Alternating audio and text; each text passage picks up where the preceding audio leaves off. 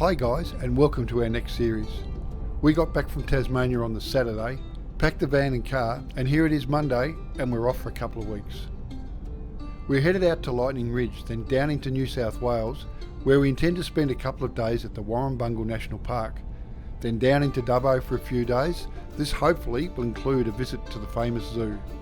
Then travelling further south, we hit the Mile Lakes, then hug the coast area, making our way up to Black Rocks National Park, staying at Foster, Trial Bay, Lineburner National Park, to name a few. So Liz and I hope you enjoy this series. After a late start, we make it to a free camp at Carrara. Well Liz, what are we having for tea tonight? We're going to have a Spanish paella.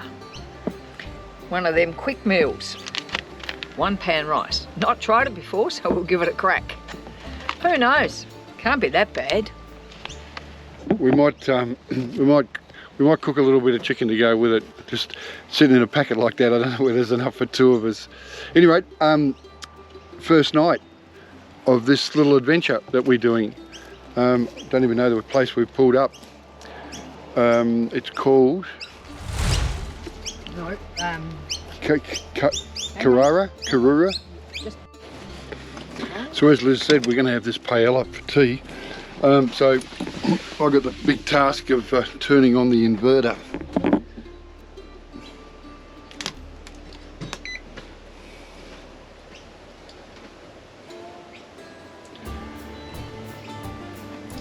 Which is easy as that. Now we should be good to go. She'll be able to fire it up on the induction cooktop.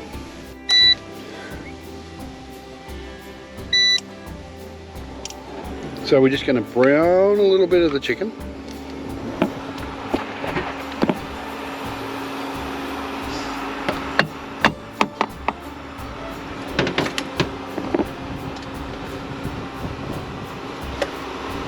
So we've added the chorizo. It's alright, she won't miss that bit.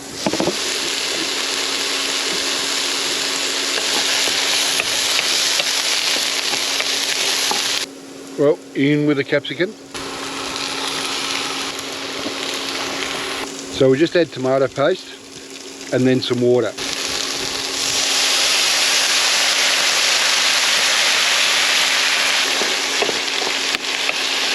So now we're going to add the Spanish style paella.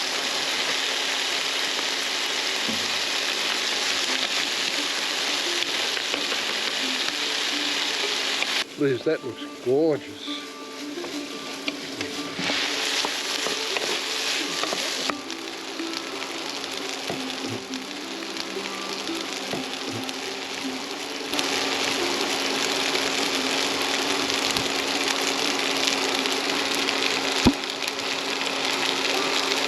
There you go, and some more water. In the words of Mark Mitchell, beautiful. In with the peas.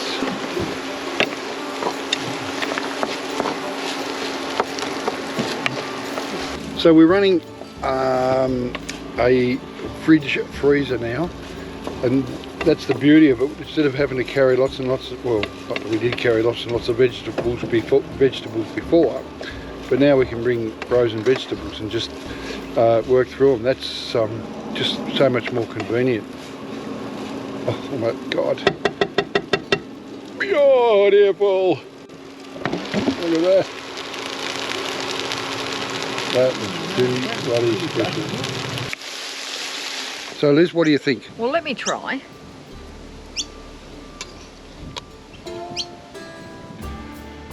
Oh mate, that is brilliant. Bon appetit. Alright, we're going to crack into this and we'll see you guys in the morning. Give you an update as to what we're about for the next few weeks. Cheers!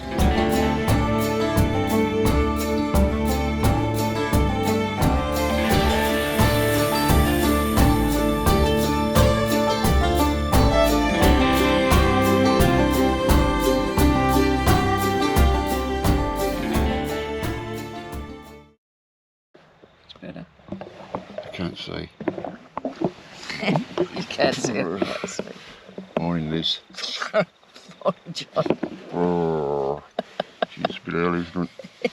I haven't got my makeup on. It's about 5:30, I think. Is it? It's beautiful outside. Look out your window. It's lovely. It's gorgeous. Cool. Well, so what are we doing, Liz? Well, we're going to travel a little bit around northern New South Wales for about 3.5, 4 weeks, and we're starting off in Lightning Ridge, because they tell me that you can spend about 4 or 5 days there. So we'll go and see what there is to see, and then we're going to head down Towards Dubbo. towards Dubbo. Yeah. Take our time and have a bit of a poke around down there. And that's probably as far down as we're going to get. And then head to the coast. Yeah. Well, that sounds like a nice little plan. Nothing really booked, have we? We're just going to do it, wing it. Yep. Well, it's not the school holidays, so it shouldn't be a problem. But we'll go and see what happens. Cool. All right. Well, you've seen the good, the bad, now you've seen the ugly.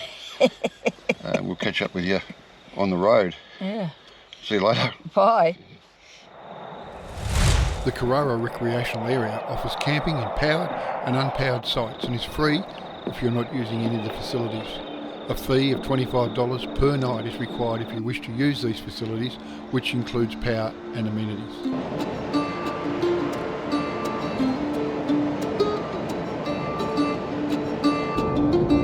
Morning, John. Morning, Liz, again. Okay, yes, well. We're on the new highway, is that right? We are, yes, on our way to Lightning Ridge today. Today's all about getting to Lightning Ridge. So we're going to, well, actually we left the Carrara recreation ground last night. Nice little spot, actually.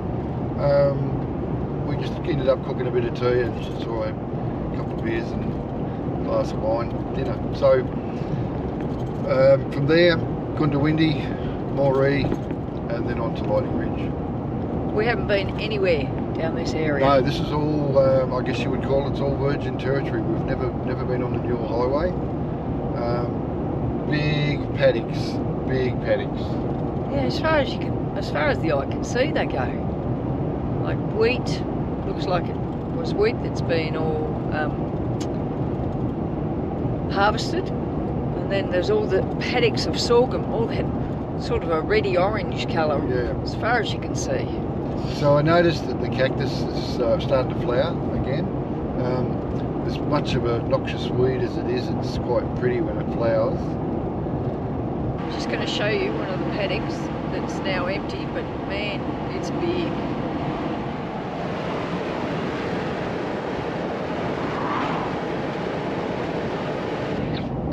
That just seems to go forever. It does. So we'll soldier on. Obviously this is another way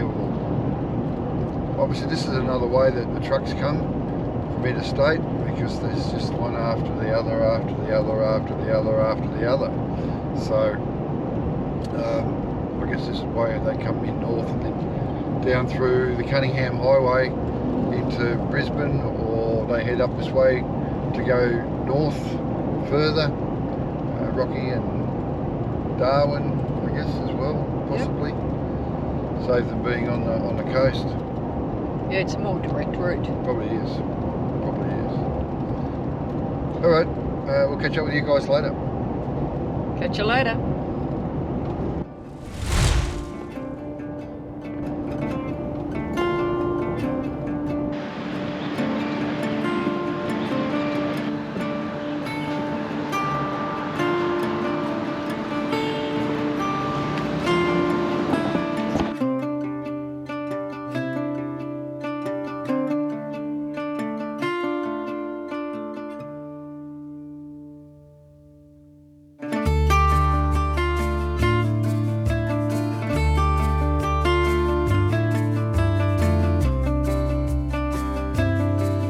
Stop in Moree for morning tea, and then we're excited to be on our way again.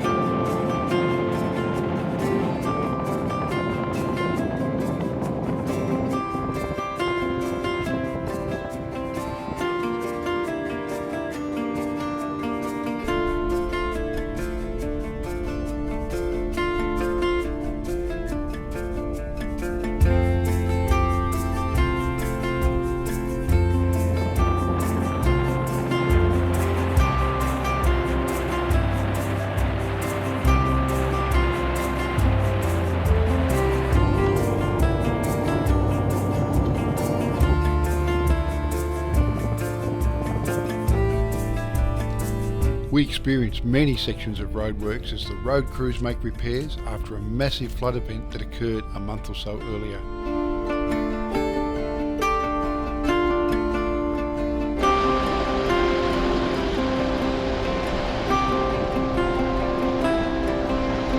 Now to find somewhere for a lunch stop. Almost on cue, we spot an area under the bridge that would provide both a safe stop off the road and some appreciated shade as the temperature headed into the high 30s.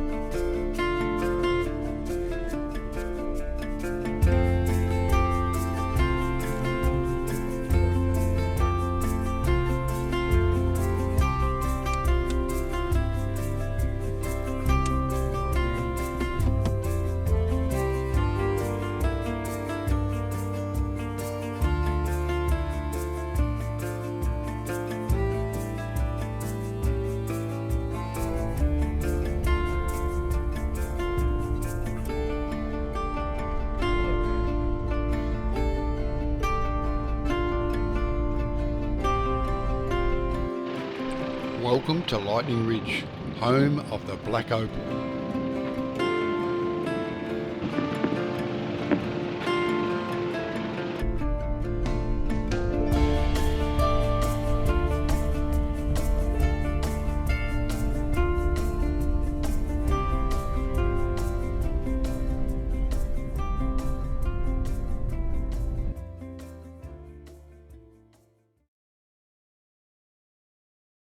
Well, morning all. Our first day in Lightning Ridge. So what we thought we'd do, there's so much to see around the town. Unfortunately, we are just a little bit early for the season. A lot of this stuff starts to open around the 1st of March. So we're here late February. We're like probably 2 weeks shy of it. So we're going to have a look around anyway. A lot of the stuff's closed, as I said. The first one we've come to is a bit of a drive out through the town and showing or showcasing some of the underground mines. The first one we come to is the Chambers of the Black Hand. It's quite amazing what they've actually got underground.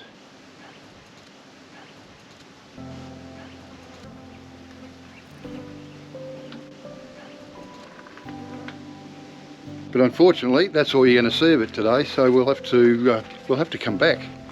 But yeah, it's quite interesting and a lot more to see, so we'll keep going.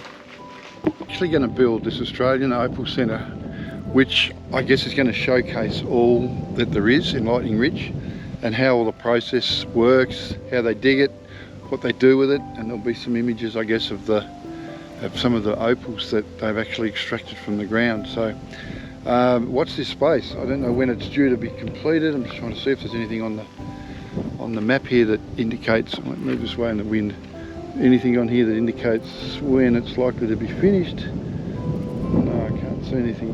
But obviously it's well underway, the bottom part of it, and then there'll be the bit that actually comes above the ground. Pretty exciting stuff to come for Lightning Ridge.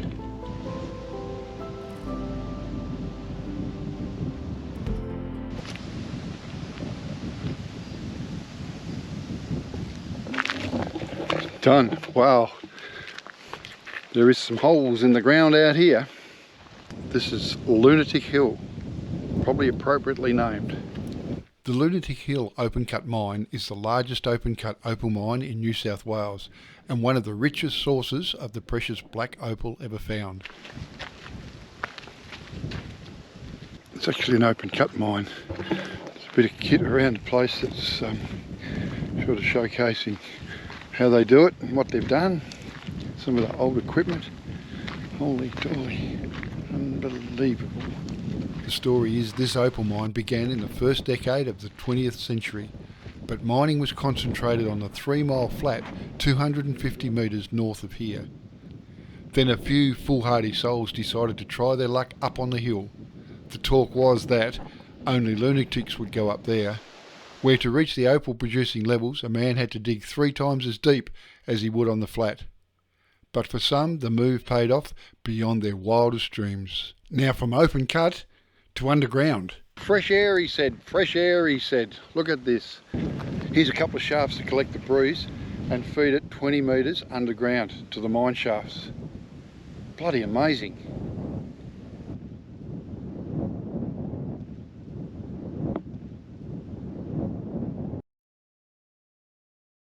Well, here we are at Stanley. Now Stanley was originally the idea of a bloke called John Murray, and he was travelling up the Birdsville Crack and thought how unique it would be to have an ornament, a statue of a big bird on that track, being Birdsville. Well, got tied up in red tape and a bit of bureaucracy, so it ended up at Lightning Ridge. Now Lightning Ridge have this can-do attitude, so they stepped in and said, well, you know, if you're not going to put it in the Birdsville Track, why not put it out at Lightning Ridge, which is exactly what they've done. It's quite a unique statue.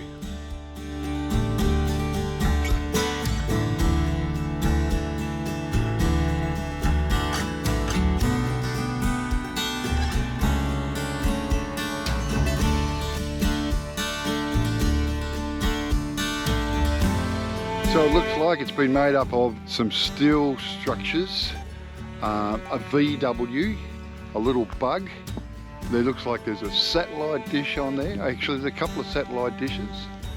The front and the bonnet of a V-dub, and then the buggy, the chassis of the buggy. Quite unique. And there you go. It actually looks like a massive big emu. Perched on the highway, just outside of Lightning Ridge.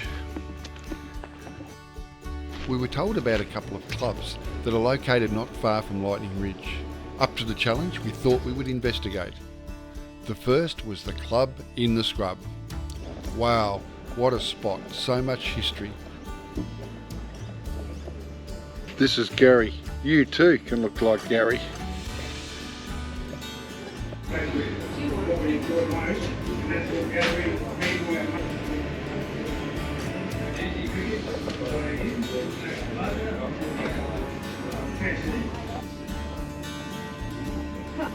Started mid-1970s after a few of the miners and their families got together in protest after a pub up the road put the price up of beer during a flood. He had to fly the beer in, but didn't lower them when the roads cleared.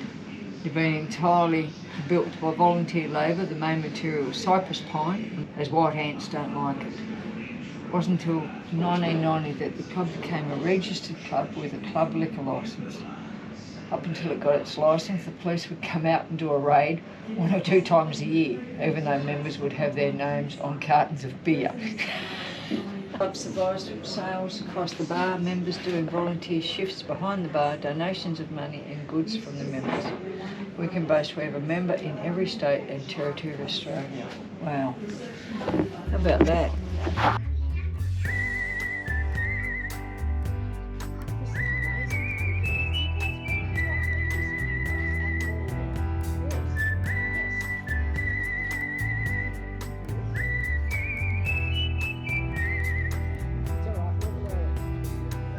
Talking to a couple of the locals, you need to be careful, otherwise the mining bug bites.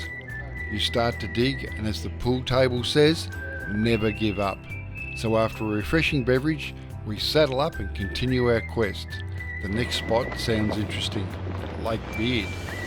Then it's on to the Glengarry Hilton, which sounds good for lunch.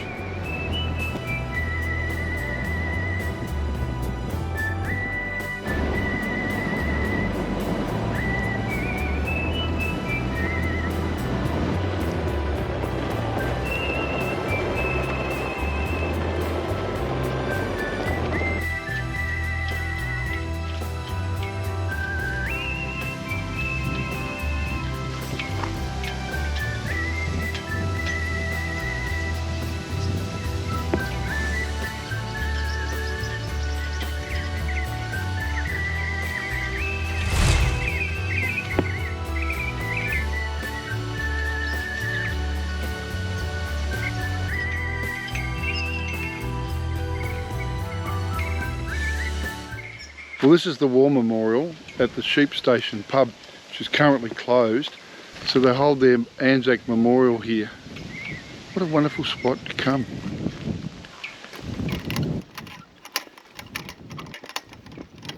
On the banks of Lake Beard.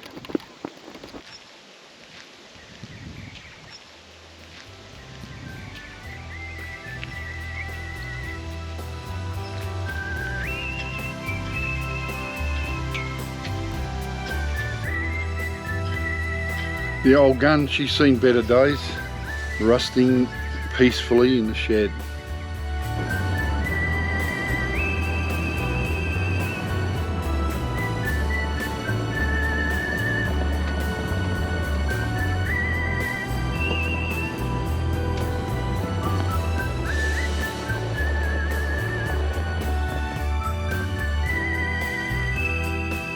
Well, here we are having lunch at the Glengarry Hilton Hotel.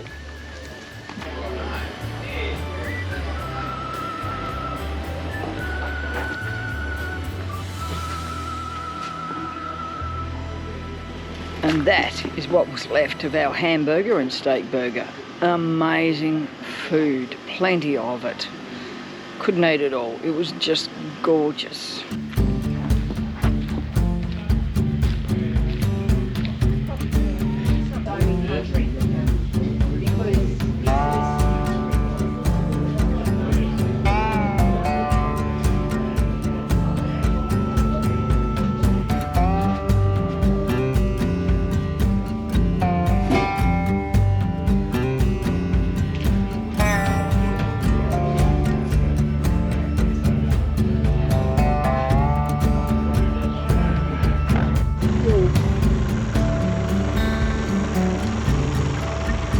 After that fantastic feed, we make our way back to Lightning Ridge to continue our exploring of the area. Well, we've returned to the spot where they believe that the first shaft was actually put in out here, and it so happens that it's on top of the viewing platform for sunset. So we've ventured back up again. Just going to watch a sunset. Looks pretty spectacular at the moment, very flat. We're up in a little bit of a rise, so we should get a reasonable sort of sunset. A little bit of cloud, not a lot, just a little bit. A few pesky flies about, but they're cool. Alright, well, we'll show you what we actually ended up with a little bit later on. Cheers.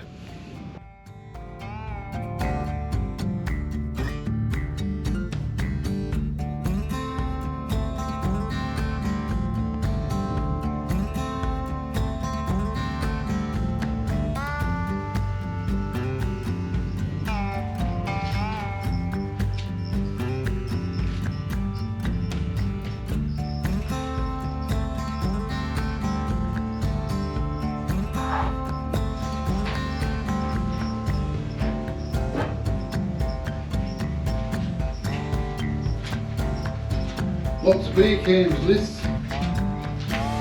Lots of beer cans, John. And bottles.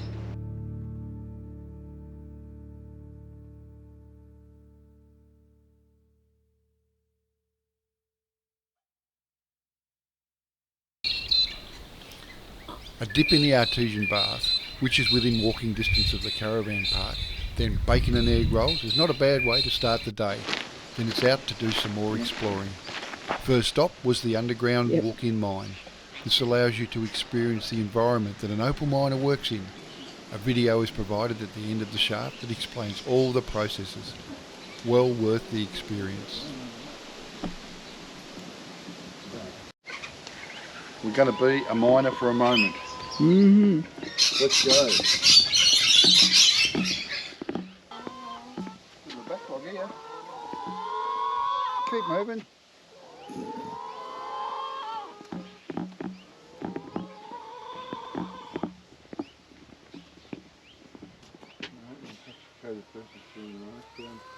Stable footgear to everyone, yellow, you need boots in it. Watch your head, caution stairs, if it's wet. Take your time going down the stairs and use the handrail at all times. No need to hurry, just take your time. We're going to go donk.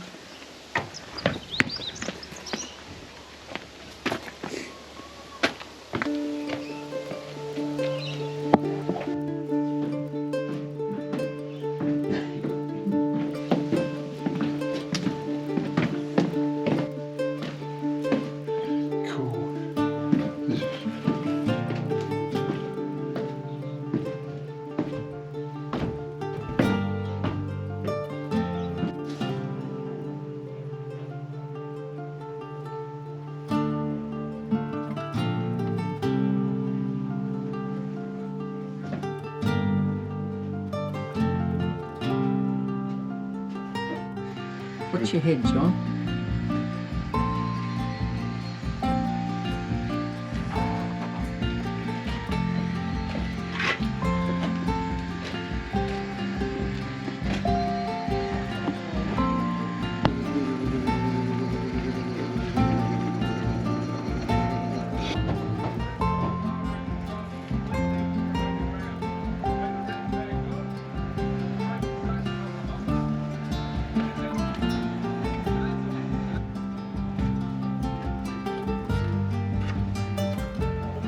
The maze of mine shafts with only a candle to guide you in the chase of the elusive opal. My God.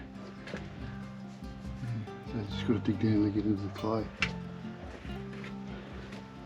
Keep going so you get to the next sort of bedrock and you work that vein.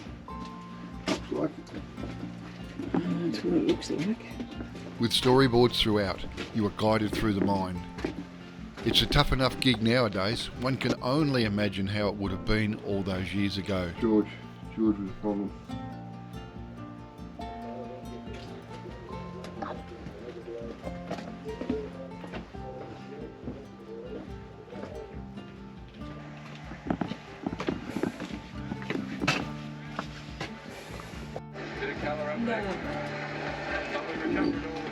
He knows what it's all about.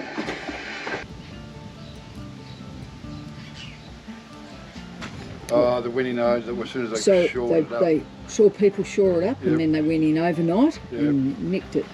So you need to duck down a bit. There you go. Can you imagine hauling that up every day?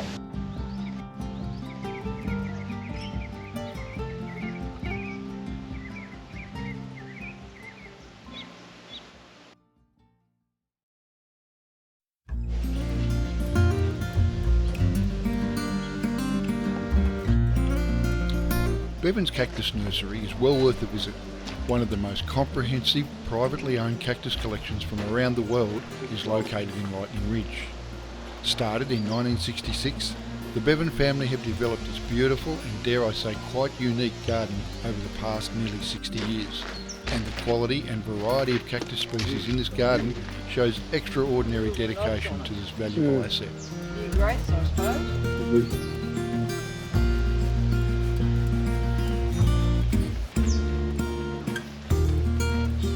Something we didn't know, that the cactus were introduced to Australia. I thought we actually had some of our own, but apparently not. They were introduced in the early with the early settlers.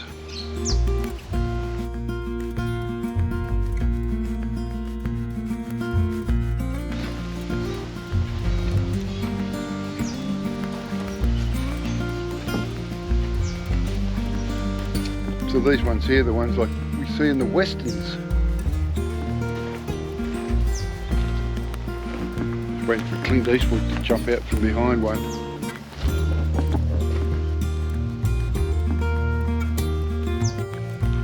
About the nocturnal cactus flower. I open my bud with the coming of night. My petals unfold, their colours so bright. My perfume is splendid through all hours of dark. My lifespan is so short, it's a sad thing to say. With the coming of the sunlight, I just fade away. There you go. The life cycle of the cacti.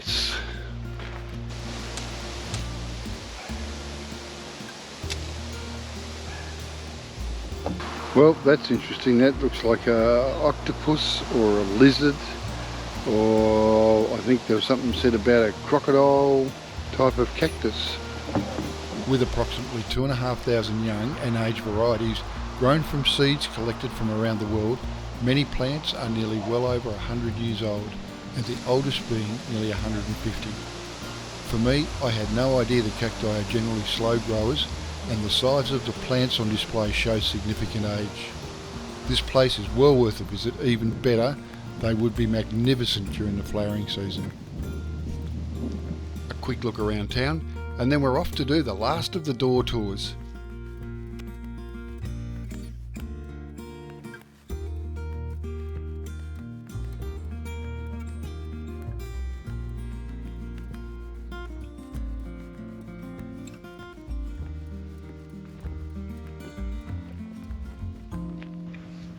Once you arrive in Lightning Ridge, obviously the first thing we did was get to the information centre. Always a great place to go to just gather the information, to obviously just to maximise, you know, what you want to do while you're staying in these places. And they have some self-drive tours. These are all designated by the colour of a car door.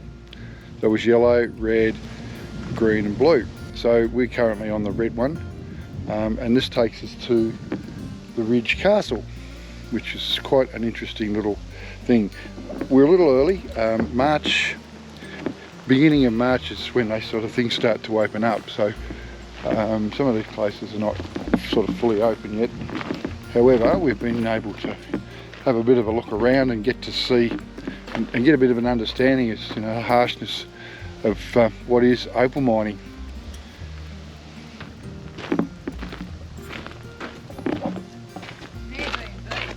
Oh, is it? Oh yeah. Should be interesting.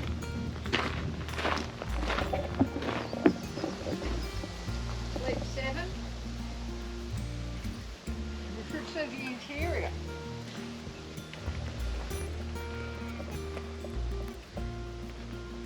Try guest house.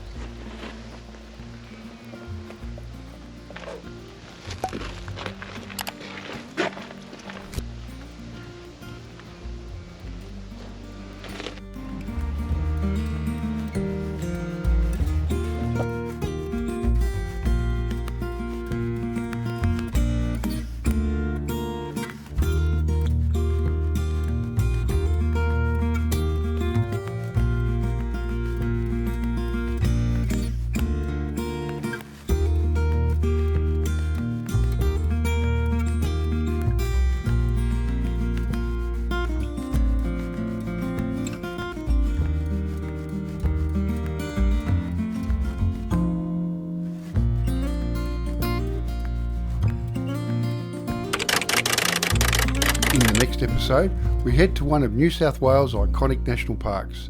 On the way, we check out some bullocks. A change of plan sees our fitness put to the test, and we see how nature looks after itself. Thanks for watching, cheers, and remember, don't let the dust settle.